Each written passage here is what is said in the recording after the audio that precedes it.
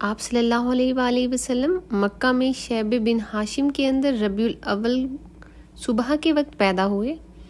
تاریخ بہت سارے لوگوں نے الگ الگ کوٹ کیے ہیں، جن میں 9 ربیع الاول بھی ہے، 12 ربیع الاول بھی ہے، تو اس لیے ہم اس تاریخ کے حوالے سے نہیں پڑھیں گے، لیکن یہ ہاں کہ آپ صلی اللہ علیہ وآلہ وسلم کی ولادت ربیع الاول میں ہی ہوئی تھی، اور اس وقت نوشیروان کی تخت نشینی کا 40واں سال تھا اور اپریل کا مہینہ تھا۔ ابن سعد کی روایت ہے کہ رسول پاک صلی اللہ علیہ وآلہ وسلم کی والدہ نے فرمایا کہ جب آپ کی ولادت ہوئی تو میرے جسم سے ایک نور نکلا جس سے ملک شام کے محل روشن ہو گئے۔ ولادت کے بعد آپ کی والدہ نے عبد المطلب کے پاس یعنی آپ کے دادا کے پاس پوتے کی خوشخبری بھجوائی۔ وہ شاداں و فرحاں تشریف لائے اور آپ کو خانہ کعبہ میں لے جا کر اللہ سے دعا کی اور اس کا شکر ادا کیا اور آپ کا نام محمد تجویز کیا۔ یہ نام عرب میں معروف نہ تھا۔ پھر عرب دستور کے مطابق 7ویں دن ختنہ کیا۔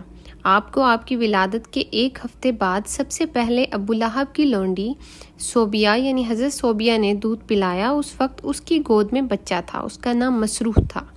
صوبیہ نے آپ سے پہلے حضرت حمزہ بن عبد المطلب کو اور آپ کے ابو سلمہ بن عبد الاسد مخزومی کو بھی دودھ پلایا تھا۔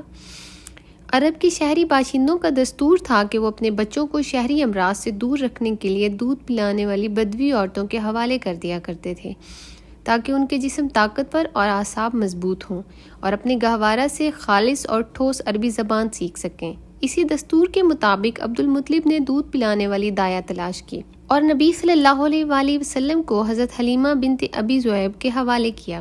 یہ قبیلہ بن سعد بن بکر کی ایک خاتون تھیں۔ ان کے شوہر کا نام حارث بن عبد الاعضیٰ اور کنیت ابو قبصہ تھی، اور وہ بھی قبیلہ بنی سعد ہی سے تعلق رکھتے تھے۔ حارث کی اولاد کے نام یہ ہیں جو رضاعت کے تعلق سے رسول پاک صلی اللہ علیہ وآلہ وسلم کے بہن بھائی تھے: عبداللہ، انیسہ، حذافہ یا جزامہ، اور انہی کا لقب شیمہ تھا اور اسی سے وہ زیادہ مشہور ہوئیں۔ یہ رسول پاک صلی اللہ علیہ وآلہ وسلم کو گود کھلایا کرتی تھیں۔ رضاعت کے دوران حضرت حلیمہ نے نبی پاک صلی اللہ علیہ وآلہ وسلم کی برکت کے ایسے مناظر دیکھے کہ سراپا حیرت رہ گئیں۔ ابن اسحاق کہتے ہیں کہ حضرت حلیمہ بیان کرتی تھیں کہ وہ اپنے شوہر کے ساتھ اپنا ایک چھوٹا سا دودھ پیتا بچہ لے کر بنی سعد کی کچھ عورتوں کے قافلے میں اپنے شہر سے باہر دودھ پینے والے بچوں کی تلاش میں نکلیں۔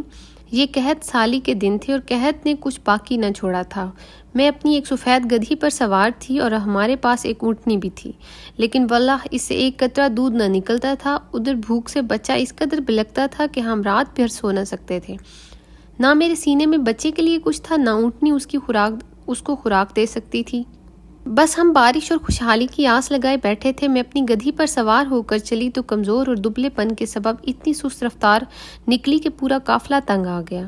خیر ہم کسی نہ کسی طرح دودھ پلانے والے بچوں کی تلاش میں مکہ پہنچ گئیں۔ پھر ہم میں سے کوئی عورت ایسی نہیں تھی جس پر رسول پاک صلی اللہ علیہ وآلہ وسلم کو پیش نہیں کیا گیا، مگر جب اسے بتایا جاتا کہ آپ صلی اللہ علیہ وآلہ وسلم یتیم ہیں تو وہ آپ صلی اللہ علیہ وآلہ وسلم کو لینے سے انکار کر دیتی، کیونکہ ہم بچے کے والد سے داد و دہش کی امید رکھتے تھے۔ ہم کہتے کہ یہ تو یتیم ہے، بھلا اس کی بیوہ ماں اور اس کے دادا کیا دے سکتے ہیں۔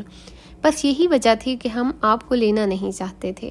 ادھر جتنی عورتیں ہمارے ہمراہ آئی تھیں سب کو کوئی نہ کوئی بچہ مل گیا، صرف مجھے کو نہ مل سکا۔ جب واپسی کی باری آئی تو میں نے اپنے شوہر سے کہا، اللہ کی قسم مجھے اچھا نہیں لگتا کہ میری ساری سہیلیاں تو بچے لے کر جائیں اور تنہا میں کوئی بچہ لیے بغیر واپس جاؤں۔ میں جا کر اس یتیم بچے کو لے لیتی ہوں۔ شوہر نے کہا، کوئی حرج نہیں، ممکن ہے اللہ اسی میں ہمارے لیے برکت دے۔ اس کے بعد میں نے جا کر بچہ لے لیا اور محض اس بنا پر لے لیا کہ کوئی اور بچہ نہ مل سکا۔ حضرت حلیمہ کہتی ہیں کہ جب میں بچے کو لے کر اپنے ڈیرے پر واپس آئی تو اس نے جس قدر چاہا اس نے شکم سیر ہو کر دودھ پیا۔ اس کے ساتھ اس کے بھائی نے بھی شکم سیر ہو کر دودھ پیا۔ حالانکہ اس سے پہلے ہم اپنے بچے کے ساتھ سو نہیں سکتے تھے۔ ادھر میرے شوہر اونٹنی دونے گئے تو دیکھا کہ اس کا تھن دودھ سے لبریز ہے۔ انہوں نے اتنا دودھ دوہا کہ ہم دونوں نے نہایت آسودہ ہو کر پیا اور بڑے آرام سے رات گزاری۔ ان کا بیان ہے کہ صبح ہوئی تو میرے شوہر نے کہا، حلیمہ خدا کی قسم تم نے ایک بابرکت روح حاصل کی ہے۔ سبحان اللہ۔ میں نے کہا، مجھے بھی یہی توقع ہے۔